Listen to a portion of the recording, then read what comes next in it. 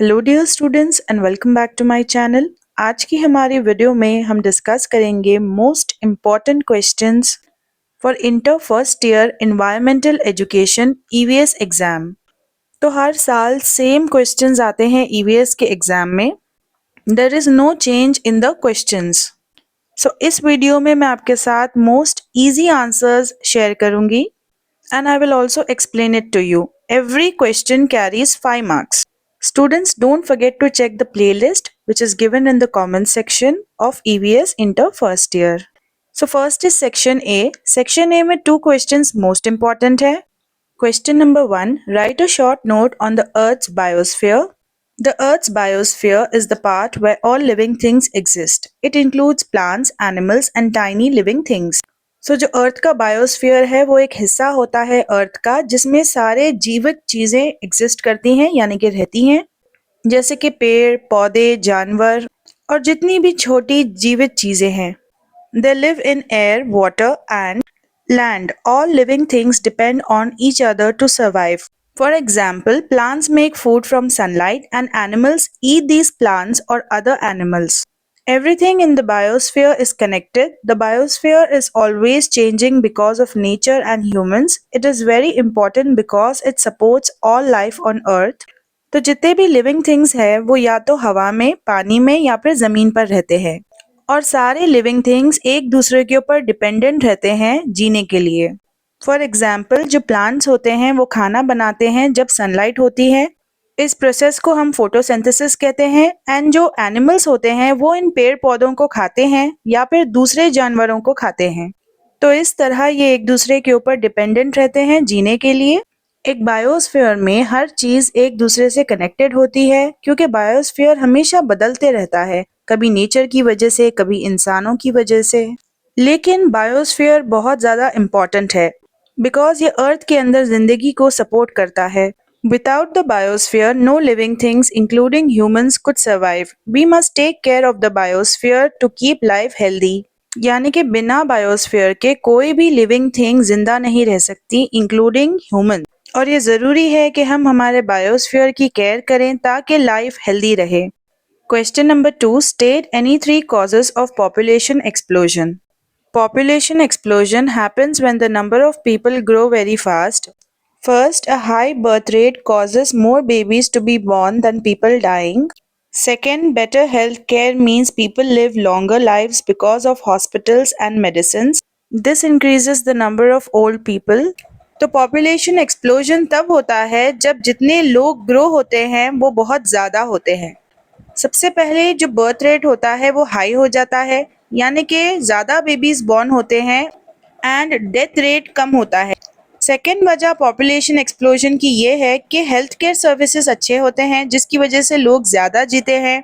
अच्छे हॉस्पिटल्स, अच्छे मेडिसिन्स, इन सब फैसिलिटीज़ की वजह से जो ओल्ड लोग होते हैं वो ज़्यादा जीते हैं, उनका नंबर इंक्रीज हो जाता है। Third, in some places poverty leads families to have more children, यानी कि गरीबी की वजह से कुछ परिवारों में ज़्यादा बच्चे भी होते हैं। Families need more children to help them with farming or work. These reasons together make the population grow quickly. तो families इसलिए भी ज़्यादा बच्चे रखते हैं ताकि वो बच्चे काम आ सके फार्मिंग का काम करने में या फिर कोई और वर्क में। इन्हीं सब रीजंस की वजह से पॉपुलेशन जो है वो क्विकली ग्रो होती है। A growing population can create problems like less food, fewer jobs and crowded cities. Managing population is important for the future. तो ये जो बढ़ती हुई आबादी है, पॉपुलेशन है, उसकी वजह से बहुत सारे प्रॉब्लम्स आ सकते हैं, जैसे कि कम खाना, कम जॉब्स और शहर जिसमें लोग भरे पड़े हैं। पॉपुलेशन को कंट्रोल करना, मैनेज करना हमारे आने वाले फ्यूचर के वक्त के लिए बहुत ज़्यादा इम्पॉर्टेंट है। Let us move on to section B now. Section B, name some social ills preventing development. तो सोशल इल्स कहते हैं सोशल प्रॉब्लम्स को जो कि कंट्री की ग्रोथ या डेवलपमेंट को रोकते हैं। पहली प्रॉब्लम है पॉवर्टी यानी कि गरीबी, जिसकी वजह से लोग बहुत ज़्यादा सफ़र करते हैं। उनके पास खाने के लिए खाना नहीं होता, रहने के लिए घर नहीं होता और प्रॉपर हेल्थ केयर सर्विसेज भी नहीं होते। वो कम्प्लीटली पढ़ भी नहीं पाते और ना ही उन्हें अच्छे जॉब्स मिलते हैं। Second, Lack of education means people do not get knowledge or skills to improve their lives. यानी कि इन लोगों को ना तो प्रॉपर एजुकेशन मिलती है और ना ही नॉलेज, कोई भी अच्छी स्किल सीखने का भी इन्हें मौका नहीं मिलता ताकि वो अपनी ज़िंदगी को बेहतर बना सकें। Education helps people get better jobs and grow their country. यानी कि एजुकेशन मदद करता है लोगों की अच्छे जॉब्स लेने में और कंट्री को ग्रो होने में भी मदद करता है। Third, inequality is unfair treatment of people based on their gender, religion, or race. It stops some people from getting jobs, education, or healthcare. These social problems make it hard for a country to grow and improve. Solving these problems is necessary for development. तो तीसरी problem है inequality यानी कि भेदभाव। कुछ लोगों के साथ अनफेयर ट्रीटमेंट होता है इस सोसाइटी के अंदर। अब ये अनफेयर ट्रीटमेंट किस बेसिस पर होता है? जेंडर के बेसिस पर कि वो मेल है या फीमेल, या फिर रिलीजन या रेस के ऊपर। अब इस इनइक्वालिटी की वजह से लोगों को अच्छे जॉब्स नहीं मिलते, एजुकेशन पढ़ाई लिखाई नहीं मिलती और ना ही उन्हें हेल्थ केयर सर्विसेज मिलते हैं। इन सारे सोशल प्रॉब्लम्स की वजह से मुश्किल हो जाता है किसी भी देश के लिए ग्रो होना और खुद को इम्प्रूव करना। इन प्रॉब्लम्स को सॉल्व करना ज़रूरी हो चुका है अगर आप कंट्री का डेवलपमेंट देखना चाहते हैं तो। Question number 4, right a few lines about the IT industry in Telangana. Telangana is famous for its IT information technology industry. Many big companies like Google and Microsoft have offices in Telangana. There are also small startup companies in the state. These companies create jobs and help the economy grow. तो तेलंगाना में एक बहुत ही famous IT industry है। IT यानी कि information technology.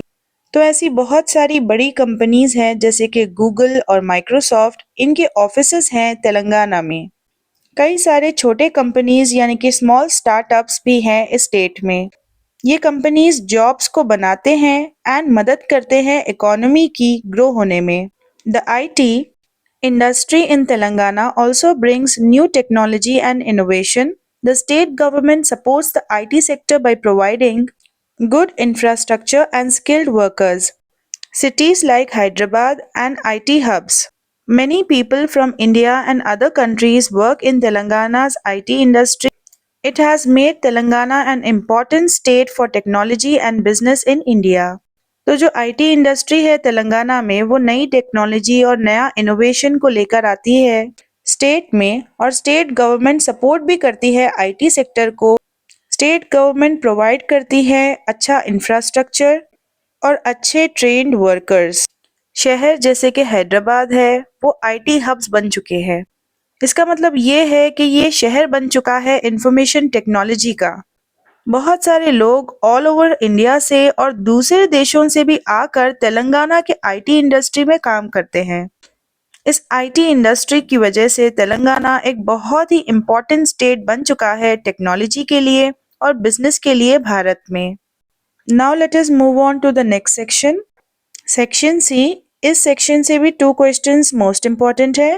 Right a few lines on plastic pollution. Plastic pollution is a big problem for the environment. Plastic waste goes into the oceans, rivers, and land. It harms fish, birds, and animals. Many animals eat plastic by mistake and die. तो plastic pollution एक बहुत ही बड़ी problem है हमारे environment के लिए। जितना भी प्लास्टिक का वेस्ट होता है वो या तो समंदरों में जाता है या फिर नदियों में या फिर ज़मीन पर। इससे मछलियों को, बर्ड्स को और बाकी जानवरों को बहुत नुकसान पहुंचता है। कई सारे जानवर गलती से प्लास्टिक को खाना समझकर खा लेते हैं और फिर मर जाते हैं। Plastic takes hundreds of years to break down. This causes land and water pollution. Microplastics, which are very small pieces of plastic, can either enter the food chain and harm human health. To reduce plastic pollution, we should avoid using single-use plastic like straws and bags. Recycling plastic is important to reduce waste. Everyone must work together to stop plastic pollution and protect the earth. तो plastic waste को break down करने के लिए कई सारे centuries लगते हैं यानी कि हंड्रेड्स ऑफ इयर्स, जिसकी वजह से ज़मीन पर और पानी में पोल्यूशन होता है। जो माइक्रो प्लास्टिक होता है यानी कि बहुत छोटे पीसेस प्लास्टिक के वो एंटर कर जाते हैं किसी भी इंसान के फूड चेन में। यानी कि इंसान जो भी खाता है वो उसके खाने में मिल जाता है प्लास्टिक, और इससे इंसान की हेल्थ को नुकसान पहुंचता है। अब प्लास्टिक पोल्यूशन को कम करने के लिए ज़रूरी है कि हम सिंगल यूज़ प्लास्टिक ना करें, जैसे कि हम स्ट्रॉज में और बैग्स में इस्तेमाल करते हैं। ये ज़रूरी है कि हम प्लास्टिक को बार बार रिसाइकल करें ताकि वेस्ट कम क्रिएट हो। और ये बात ज़रूरी है कि हर इंसान को मिलकर काम करना चाहिए प्लास्टिक पोल्यूशन को रोकने के लिए और धरती को प्रोटेक्ट करने के लिए। Question number 6, what are man made disasters, give 3 examples. तो स्टूडेंट्स, जैसा कि आपको पता है कि डिजास्टर्स दो तरह के होते हैं। एक होता है नेचुरल डिजास्टर जो कि नेचुरली होता है, और दूसरा डिजास्टर होता है मैन मेड डिजास्टर, यानी कि इंसान की एक्टिविटीज की वजह से, उसके एक्शंस की वजह से जो डिजास्टर्स क्रिएट होते हैं। Man made disasters are caused by human actions. For example, oil spills happen when oil leaks into oceans. It harms fish and other marine animals. Nuclear accidents like the Chernobyl disaster release harmful radiation into the air. This radiation affects human health and the environment. तो जितने भी ये man made disasters होते हैं वो इंसान के actions की वजह से ही होते हैं। फॉर एग्जाम्पल, अगर कहीं पर ऑयल स्पिल हो जाता है, यानी कि फैक्ट्रीज या फिर इंडस्ट्रीज में से ऑयल लीक हो जाता है इनटू ओशंस, यानी कि वो सारा तेल समंदर में लीक हो जाता है। इसकी वजह से नुकसान पहुंचता है फिश को और बाकी जितने भी मराइन एनिमल्स है, यानी कि समंदर के नीचे रहने वाले जानवर हैं, उनको भी नुकसान पहुंचता है। कई सारे न्यूक्लियर हादसे भी होते हैं, जैसे कि चेरनोबिल डिजास्टर एक हुआ था, जिसकी वजह से हवा में बहुत सारा रेडिएशन आ गया था, जिसकी वजह से इंसान की हेल्थ को और एनवायरनमेंट को भारी नुकसान हुआ था। Another example is dam failures which cause flooding. Floods destroy homes and kill people. These disasters show the need for safety and care in industries and construction. Humans must follow rules and prepare for emergencies to prevent man made disasters. These emergencies can be reduced with careful planning and responsibility. तो एक और example यहाँ पर दिया गया है कि जब डैम फेलियर्स हो जाते हैं, यानी कि वाटर के जो डैम्स होते हैं वो फेल हो जाते हैं, यानी कि उनमें से पानी लीक हो जाता है, जिसकी वजह से फ्लडिंग होती है। फ्लड्स की वजह से कई सारे घर तबाह हो जाते हैं एंड बहुत सारे लोग मरते भी हैं। ये डिजास्टर्स हमें बताते हैं कि कितना ज़रूरी है सेफ्टी के साथ काम करना और केयर करना, इंडस्ट्रीज में और कंस्ट्रक्शन एरिया में भी। ये ज़रूरी है कि सारे इंसान फॉलो करें रूल्स को और हमेशा ऐसी इमरजेंसीज के लिए रेडी रहें और कोशिश करें कि वो इन हादसों को रोकें। इन डिजास्टर्स को कम करने का एक ही तरीका है कि हम अच्छी प्लानिंग करें और जिम्मेदारी लें। Section D, right a few lines about the advantages and disadvantages of solar energy. तो सोलार एनर्जी वो एनर्जी होती है जो कि हमें सूरज की किरणों से मिलती है। Solar energy is a clean and renewable energy source. It comes from sunlight, so it is free and unlimited. Solar energy does not cause pollution, making it good for the environment. However, there are some disadvantages. तो solar energy एक बहुत ही साफ सुथरी और renewable energy है, यानी कि ये जो एनर्जी है इसे हम बार बार इस्तेमाल कर सकते हैं। ये सोलर एनर्जी हमें सनलाइट से मिलती है और ये बिल्कुल फ्री होती है और अनलिमिटेड होती है, यानी कि ये एनर्जी इतनी ज़्यादा है कि ख़त्म नहीं होने वाली है। सोलर एनर्जी से बिल्कुल भी पोल्यूशन नहीं होता और ये हमारे एनवायरनमेंट के लिए भी बहुत अच्छी है। लेकिन इस एनर्जी के कुछ नुकसान भी हैं। There are some disadvantages. Solar panels are expensive to install and they need sunlight to work. On cloudy days or at night, they cannot produce energy. Big solar farms can also take up a lot of land and harm animal habitats. तो ये जो solar panels होते हैं जो कि लगाए जाते हैं छतों के ऊपर ताकि सोलार एनर्जी को यूज़ किया जा सके, ये बहुत ज़्यादा महंगे होते हैं। इनको इंस्टॉल करना महंगा होता है और ये बिना सनलाइट के तो काम ही नहीं करेंगे। अगर किसी दिन धूप नहीं निकली और बादल हो या फिर रात का समय हो, तब ये पैनल्स एनर्जी प्रोड्यूस नहीं कर पाएंगे। जितने भी बड़े सोलार फार्म्स होते हैं वो बहुत ज़्यादा ज़मीन लेते हैं और इससे जितने भी जानवरों के हैबिटेट्स होते हैं यानी कि उन लोगों का जो एनवायरनमेंट होता है उसे भी नुकसान पहुंचता है। Despite these problems, solar energy is very useful and can help us reduce pollution. It is a good alternative to fossil fuels like coal and oil. तो इन सारी प्रॉब्लम्स के बावजूद जो सोलार एनर्जी है वो बहुत ही ज़्यादा काम की चीज़ है और इससे पोल्यूशन कम होता है और ये एक अच्छा ऑल्टरनेटिव है यानी कि हम फॉसिल फ्यूल्स की जगह पर इस सोलार एनर्जी का इस्तेमाल कर सकते हैं। फॉसिल फ्यूल्स जैसे कि कोल एंड ऑयल इसका इस्तेमाल कम किया करें बिकॉज फॉसिल फ्यूल्स एक नॉन रिन्यूएबल एनर्जी है यानी कि एक टाइम के बाद ये सारी चीज़ें ख़त्म हो जाएंगी। लेकिन सन की जो एनर्जी है वो तो अनलिमिटेड है, इसलिए हमें सोलार एनर्जी का ज़्यादा इस्तेमाल करना चाहिए। Question number 8, explain the term carbon footprint. A carbon footprint shows how much greenhouse gas a person or group produces. For example, driving cars, using electricity and cutting trees all release gases like carbon dioxide. तो carbon footprint जो है वो दिखाता है कि कितनी green house gas यानी कि हार्मफुल गैस एक इंसान या फिर एक ग्रुप प्रोड्यूस करता है। फॉर एग्जाम्पल, कार ड्राइव करना, इलेक्ट्रिसिटी यूज करना या फिर पेड़ पौधों को कट करना, इन सब की वजह से गैसेस रिलीज होते हैं हमारे एटमॉस्फेयर में, जैसे कि carbon dioxide. These gases cause climate change leading to rising temperatures and floods. तो इन गैसेस की वजह से हमारे क्लाइमेट में चेंज आता है और टेम्परेचर बढ़ जाता है, यहाँ तक कि फ्लड्स भी हो सकते हैं। To reduce carbon footprint, use less electricity, walk or cycle instead of driving, and plant more trees. Eating less meat and using renewable energy like solar power can also help. Everyone can take small steps to lower their carbon footprint and save the environment. Reducing carbon footprints is important to fight climate change. तो carbon footprint को कम करने के लिए ज़रूरी है कि हम कम बिजली का इस्तेमाल करें, वॉक करें या फिर साइकिल पर जाएं ड्राइव करने की बजाय, एंड ज़्यादा पेड़ पौधों को ग्रो करना चाहिए। कम गोश्त खाने से या फिर रिन्यूएबल एनर्जी का इस्तेमाल करने से जैसे कि सोलार पावर है, इससे भी काफ़ी मदद मिलती है। हर किसी को छोटे कदम लेने चाहिए ताकि वो कार्बन फुटप्रिंट को कम कर सके और अपने एनवायरनमेंट को बचा सकें। ये ज़रूरी है कि हम कार्बन फुटप्रिंट को कम करें क्योंकि ये ज़रूरी है क्लाइमेट चेंज के लिए। Section C, what are some causes for loss of biodiversity. Biodiversity loss happens when many plants and animals disappear. The main cause is habitat destruction, like cutting forest or building cities. This takes away homes for animals and plants. तो जब बहुत सारे living things एक साथ एक ही जगह पर पाए जाते हैं उसे हम बायोडाइवर्सिटी कहते हैं। क्वेश्चन ये है कि क्या वजह से बायोडाइवर्सिटी ख़त्म हो जाती है।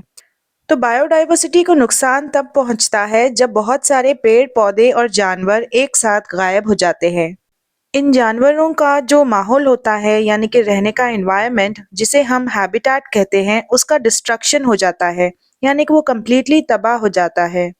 और ये तब होता है जब बहुत सारे जंगलों को काटा जाता है और नए शहर बनाए जाते हैं। इससे जो जानवरों के और पेड़ पौधों के घर है वो उनसे छीन लिए जाते हैं। Pollution from factories and plastic also harms the environment and kills living things. Overhunting and overfishing reduce animal and fish populations. Climate change is another big cause. Rising temperatures and changing weather make it hard for some species to survive. For example, polar bears lose ice to live on. तो जो भी plastic का pollution निकलता है factories में से वो हमारे एनवायरनमेंट को नुकसान पहुंचाता है और मारता है बहुत सारे जीवित चीज़ों को यानी कि लिविंग थिंग्स को। एक और वजह यह है कि जानवरों की हद से ज़्यादा हंटिंग की जाती है खाने के लिए, यहाँ तक कि समंदर में से ओवर फिशिंग भी की जाती है। तो इन दो एक्टिविटीज़ की वजह से एनिमल्स और फिश कम हो जाते हैं पॉपुलेशन में। एक और वजह है क्लाइमेट चेंज, ये बहुत बड़ा कॉज है। टेम्परेचर बढ़ने की वजह से जो जानवर होते हैं उन्हें सरवाइव करना, जीना बहुत मुश्किल होता है। फॉर एग्जाम्पल, जो पोलार बेयर्स होते हैं वो बर्फ़ के ऊपर रहते हैं, लेकिन क्लाइमेट में चेंज आने की वजह से वो बर्फ़ मेल्ट हो जाती है एंड उनका घर उनसे छिन जाता है। To save biodiversity, we must protect forest, reduce pollution and stop hunting animals too much. तो बायोडाइवर्सिटी का नुकसान होने से बचाने के लिए ये ज़रूरी है कि हम हमारे जंगलों की हिफाजत करें, पोल्यूशन को कम करें एंड हमें हद से ज़्यादा जानवरों का शिकार होने से रोकना होगा। Question 10. In what ways man seeks enjoyment and aesthetic pleasure from biodiversity? यानी कि इंसान को कैसी मिलती है एंजॉयमेंट, वो किस तरह एंजॉय करता है और प्लेजर लेता है इस खूबसूरत सी बायोडाइवर्सिटी का। Biodiversity gives us many things to enjoy. Beautiful places like forests, mountains and rivers makes us happy. People like hiking, bird watching and camping in nature. Animals and plants inspire art, music and books. तो biodiversity हमें बहुत सारी चीज़ें देती है जिसे हम enjoy कर सकते हैं, जैसे कि खूबसूरत जगहें लाइक फॉरेस्ट, जंगल, माउंटेन्स यानी कि पहाड़ और बहुत सारी नदियाँ। तो बहुत कुछ है नेचर में जिसे देखकर हम खुश हो सकते हैं।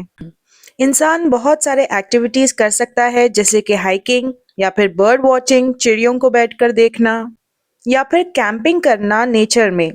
जितने भी पेड़ पौधे और जानवर हैं वो इंस्पायर करते हैं इंसान को कि वो आर्ट करे, म्यूजिक बनाए या फिर बुक्स लिखे। Different flowers, trees and animals make the world colorful and peaceful. Nature is also important for our health. Fresh air, clean water and green spaces help us feel relaxed and healthy. By protecting biodiversity, we protect these wonderful experiences. Nature connects us to the world and gives us joy. तो there are different types, अलग अलग types के फूल है, पेड़ पौधे और जानवर भी हैं जो कि हमारी दुनिया को बहुत ही ज़्यादा रंगीन और एक सुकून की जगह बनाते हैं। हमारी अच्छी हेल्थ के लिए ज़रूरी है कि हम नेचर के करीब रहें। ताज़ी हवा, साफ पानी और हरी जगहें यानी कि जंगल, पेड़ पौधे, greenery basically. So because of all these things हमें बहुत ज़्यादा रिलैक्स महसूस होता है एंड हमारी हेल्थ भी अच्छी रहती है। जो भी वंडरफुल एक्सपीरियंसेस हमें अर्थ पर मिले हैं उसे अगर हम प्रोटेक्ट करना चाहते हैं तो ज़रूरी है कि हम हमारी बायोडाइवर्सिटी को प्रोटेक्ट करें।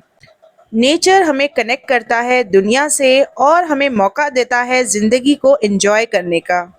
Section F, what is the objective of clean India mission and स्वच्छ भारत अभियान? तो क्या मोटिव है, क्या एम है क्लीन इंडिया मिशन का और स्वच्छ भारत अभियान का? द क्लीन इंडिया मिशन और स्वच्छ भारत अभियान aims to make India clean and healthy. It focuses on stopping open defecation by building toilets in homes and schools. तो क्लीन इंडिया कैंपेन या फिर स्वच्छ भारत अभियान का यही मकसद है कि हम किस तरह भारत को साफ कर सकें, स्वच्छ बना सकें।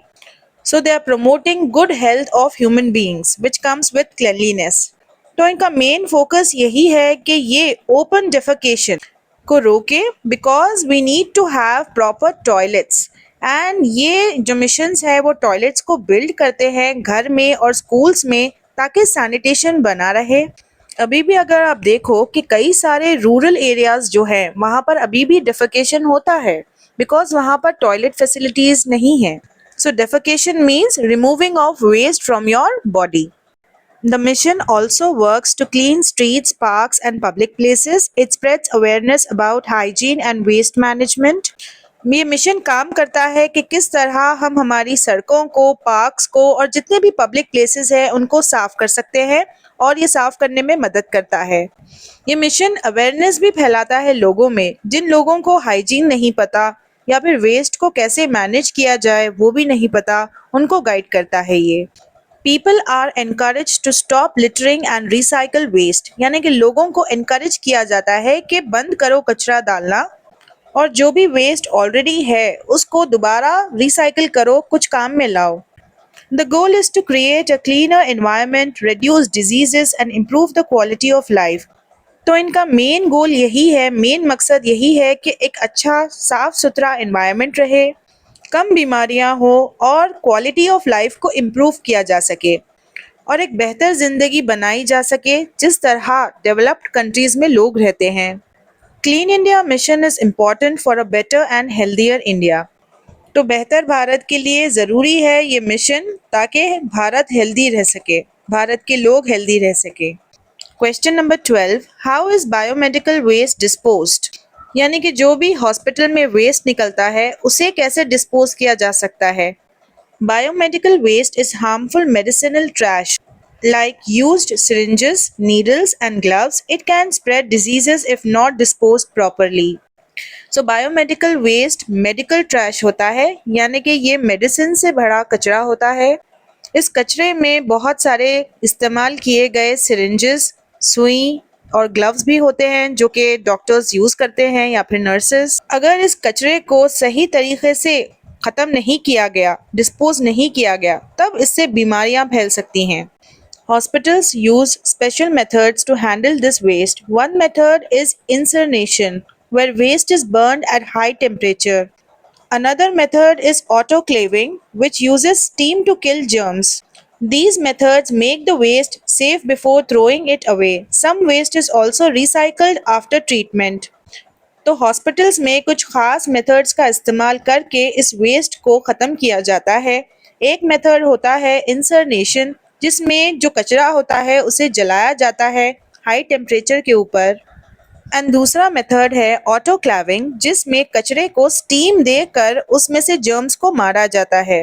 इन मेथड्स का इस्तेमाल करने से जो कचरा है वो फेंकने से पहले ही सेफ हो जाता है। कुछ वेस्ट को रिसाइकल भी किया जाता है ट्रीटमेंट के बाद। Proper biomedical waste disposal protects people and the environment. Hospitals and clinics must follow strict rules to handle this waste carefully. तो जब सही तरीके से बायोमेडिकल वेस्ट को डिस्पोज किया जाता है, इससे लोगों को प्रोटेक्शन मिलती है और एनवायरनमेंट को भी। जितने भी हॉस्पिटल्स हैं, क्लिनिक्स हैं, उन सब को ये रूल्स स्ट्रिक्टली फॉलो करने चाहिए ताकि वो केयरफुली वेस्ट को हैंडल कर सके। Section G, explain the concept of low carbon lifestyle. A low carbon lifestyle helps reduce greenhouse gases that cause climate change. People can use public transport, walk, or cycle instead of driving cars. Using less electricity, like turning off lights when not needed, also helps. एक low carbon lifestyle मदद करता है कम करने में green house gases को, जो कि हमारे क्लाइमेट में बहुत बड़े बड़े चेंजेस लाते हैं। कार्स ड्राइव करने की बजाय लोग पब्लिक ट्रांसपोर्ट का इस्तेमाल कर सकते हैं, चलकर जा सकते हैं या फिर साइकिलिंग भी कर सकते हैं। कम बिजली का इस्तेमाल करना और लाइट्स को स्विच ऑफ करना जब लाइट्स की ज़रूरत ना हो, इससे भी मदद मिलती है। Eating less meat and more vegetables can lower your carbon footprint. Recycling and planting trees are also good steps. Using renewable energy like solar power instead of coal reduces pollution. तो अगर हम कम गोश्त खाएं और ज़्यादा वेजिटेबल्स खाएं तो इससे हमारा कार्बन फुटप्रिंट कम हो सकता है। अब वो कैसे? बिकॉज जब हम मीट खाते हैं तो वो मीट जो है वो एनिमल्स से आता है, जैसे कि काऊ या फिर शीप। तो इन एनिमल्स को पालने में, इनको रेस करने के लिए मीथेन गैस का इस्तेमाल किया जाता है। सो बहुत ज़्यादा ग्रीन हाउस गैसेज रिलीज़ किए जाते हैं एटमॉस्फेयर में, जिसकी वजह से हमारी जो धरती है वो गर्म होती जाती है। ऑन दी अदर हैंड जो वेजिटेबल्स होते हैं वो ये ग्रीन हाउस गैसेस प्रोड्यूस नहीं करते, वो बहुत ही लिमिटेड रिसोर्सेज में ही ग्रो हो जाते हैं। अगर हम रिसाइकलिंग करें और ज़्यादा से ज़्यादा प्लांट करें ट्रीज, तो ये भी बहुत अच्छे स्टेप्स हैं कार्बन फुटप्रिंट को कम करने का। हम अनलिमिटेड एनर्जी यानी कि सोलार पावर, जो कि रिन्यूएबल एनर्जी है, उसका इस्तेमाल कर सकते हैं बजाय इसके कि हम कोल का इस्तेमाल करें। बिकॉज जब हम कोयला जलाते हैं या फिर इस्तेमाल करते हैं तब इससे पोल्यूशन बढ़ता है। A low carbon lifestyle is easy and helps protect the earth. Everyone can make small changes for a greener future. तो एक लो कार्बन लाइफस्टाइल एक बहुत ही आसान जीवन है जिसकी मदद से हम अर्थ को प्रोटेक्ट कर सकते हैं एंड हर कोई छोटे छोटे चेंजेस ला सकता है ताकि हमारे आने वाले कल को हम बहुत ज़्यादा ग्रीन बना सकें, यानी कि full of oxygen, good trees, plants. Question number 14. Which environmental issues received special attention in Montreal Protocol 1987?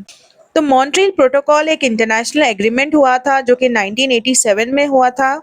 इस एग्रीमेंट के अकॉर्डिंग ये हवा में जो भी केमिकल्स है यानी कि क्लोरोफ्लोरोकार्बन्स है उनको रिड्यूस करेगा, कम करेगा, ताकि वो प्रोटेक्ट कर पाए हमारे ओजोन लेयर को। तो जैसा कि आपको पता है कि हमारे धरती में ऑलरेडी एटमॉस्फेयर में एक होल हो चुका है जिसे हम ओजोन लेयर कहते हैं। एंड ये अंटार्कटिका के ऊपर से नज़र आता है। तो एटमॉस्फेयर की लेयर में जो होल हुआ है उसकी वजह से सन की यूवी रेज डायरेक्टली आती है अर्थ के ऊपर एंड डिजीजेस कॉज होते हैं जैसे कि स्किन डिजीजेस एंड ग्लेशियर्स भी मेल्ट होते हैं। सो ये जो होल हुआ है वो CFC गैसेस की वजह से हुआ है, ग्रीन हाउस गैसेस, क्लोरोफ्लोरोकार्बन्स, जो कि हमारे एयर कंडीशनर्स, कूलर्स में इस्तेमाल किए जाते हैं, that harm our environment. These chemicals damage the ozone layer, which protects us from harmful ultraviolet rays. The agreement asked all countries to stop making and using these chemicals. It has been very successful, and the ozone layer is slowly recovering. The Montreal Protocol shows how the world can work together to solve big environmental problems. It is one of the best examples of global cooperation to save the environment. तो हवा में जो भी chemicals है वो हमारे ozone layer को नुकसान पहुंचाते हैं, जो कि हमें प्रोटेक्ट करता है सूरज की अल्ट्रा वायलेट रेज से। इस एग्रीमेंट के अकॉर्डिंग सारे कंट्रीज को बंद करना होगा बनाना और इस्तेमाल करना इन केमिकल्स को। ये एग्रीमेंट बहुत ही ज़्यादा सक्सेसफुल रहा है एंड ओजोन लेयर धीरे धीरे रिकवर करने लगा है। That means it is healing and वो वापस प्रॉपर हो सकता है अगर बिल्कुल भी इन केमिकल्स को हवा में ना छोड़ा जाए। तो ये जो एग्रीमेंट है मॉन्ट्रियल प्रोटोकॉल, ये हमें बताता है कि सारी दुनिया एक साथ मिलकर एक बहुत ही बड़ी इन्वायरमेंट की प्रॉब्लम को सॉल्व कर सकती है। और ये बेस्ट एग्जाम्पल है ग्लोबल कोऑपरेशन का। ग्लोबल यानी कि वर्ल्ड वाइड, कोऑपरेशन यानी कि साथ, इन्वायरमेंट को बचाने के लिए। Section H, mention any 4 methods of sustainable agriculture. Sustainable agriculture यानी कि हम एग्रीकल्चर करें इस तरीके से कि हमारे इन्वायरमेंट को बिल्कुल भी नुकसान ना पहुंचे, फार्मर्स को सपोर्ट मिले और दुनिया भर में लोगों के पास खाना हो आने वाले वक्त के लिए भी। तो कौन से वो 4 मेथड्स हैं जिससे हम सस्टेनेबल एग्रीकल्चर कर सकते हैं? Sustainable agriculture protects nature while growing food. One method is crop rotation, where farmers change crops in the same field to keep soil healthy. तो सस्टेनेबल एग्रीकल्चर प्रोटेक्ट करता है हमारे नेचर को, साथ में वो खाना भी ग्रो करता है। एक मेथड सस्टेनेबल एग्रीकल्चर करने का है क्रॉप रोटेशन, जिसमें जो फार्मर्स होते हैं वो चेंज करते हैं क्रॉप्स को एक ही फील्ड के अंदर ताकि सॉइल हेल्दी रहे। Organic farming avoid using harmful chemicals, making food safe and the soil clean. तो जब हम ऑर्गेनिक फार्मिंग करते हैं तब हम हार्मफुल केमिकल्स का इस्तेमाल नहीं करते हैं, जिससे हमारा खाना सेफ होता है और हमारी मिट्टी भी साफ रहती है। Water conservation uses methods like drip irrigation to save water. Integrated pest management uses natural ways to control pests instead of chemical pesticides. Water conservation यानी कि पानी को बचाना, इसके कुछ मेथड्स होते हैं जैसे कि ड्रिप इरिगेशन जिससे पानी बचता है। इस मेथड का इस्तेमाल करके भी हम सस्टेनेबल एग्रीकल्चर कर सकते हैं। एक और वे है इंटीग्रेटेड पेस्ट मैनेजमेंट, यानी कि किस तरह जो कीड़े लग जाते हैं पेड़ पौधों को उन्हें मारा जा सकता है। तो जितने भी पेस्ट होते हैं उन्हें हम कंट्रोल कर पाते हैं एक नेचुरल वे में बगैर केमिकल पेस्टिसाइड्स का इस्तेमाल किए। These methods help grow food without harming the environment. So in methods का इस्तेमाल करके हम खाना ग्रो कर सकते हैं बिना environment को नुकसान पहुंचाए। Sustainable farming also supports farmers and their communities. It is good for people, nature and future generations. तो सस्टेनेबल फार्मिंग जो है वो मदद करती है, सपोर्ट करती है फार्मर्स को और उनके कम्युनिटीज़ को। ये लोगों के लिए, नेचर के लिए, इन्वायरमेंट के लिए और आने वाली जनरेशन्स के लिए भी बहुत अच्छा है। Last question, list any 4 causes of harvest loss. Harvest loss यानी कि जब नुकसान होता है एग्रीकल्चरल क्रॉप्स का। Harvest loss happens when crops are damaged और wasted. Bad weather like floods or droughts can destroy crops. Pests and diseases harm plants and reduce the amount of food farmers can harvest. तो harvest loss जब होता है जब crops को नुकसान पहुंचता है या फिर क्रॉप्स वेस्ट होते हैं खराब वेदर की वजह से, या फिर अगर फ्लड्स हो जाए, हर जगह पानी भर जाए, या फिर बिल्कुल भी बारिश ना होने की वजह से एकदम सूखा पड़ जाए, ड्राउट्स हो जाए, तब फसल जो है वो खराब हो सकती है। It can destroy crops. जितने भी कीड़े होते हैं या फिर बीमारियां होती हैं, पेस्ट एंड डिजीजेस वो नुकसान पहुंचाते हैं प्लांट्स को, और जो फसल निकालते हैं फार्मर्स यानी कि हार्वेस्ट करते हैं वो कम हो जाती है। Poor storage also causes food to spoil before it is sold, यानी कि जो भी खाना हार्वेस्ट करते हैं फार्मर्स, उसे अगर प्रॉपर स्टोरेज की प्लेस पर ना रखा जाए तब वो ख़राब हो सकता है उसे बेचने से पहले। Sometimes bad transportation damages crops on the way to markets. Harvest loss means less food for people and money loss for farmers. तो जब गुड्स को ट्रांसपोर्ट किया जाता है तब ट्रांसपोर्टेशन अगर ख़राब हो तब उसमें भी क्रॉप्स डैमेज हो जाते हैं। हार्वेस्ट लॉस का मतलब यही है कि कम खाना लोगों के लिए और पैसे का नुकसान फार्मर्स के लिए। To reduce harvest loss, we need better storage, pest control and weather protection.